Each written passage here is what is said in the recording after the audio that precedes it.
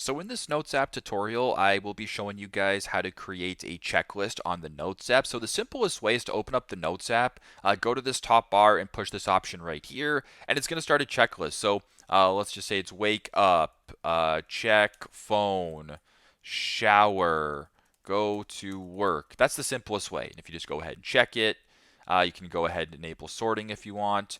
Not now. You can also just go ahead and do this. Do what you got to do. If this isn't working, another way you can do it is by going to the capital A, lowercase a right here.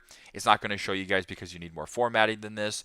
Go to the top left, press format, and then press checklist, and it'll create a checklist just like this. Once again, you can check it, whatever you want to do. So pretty simple, pretty straightforward. That is how to create, or how to, I guess, add a checklist here on the Notes app. Thanks again for watching, and I hope this helps.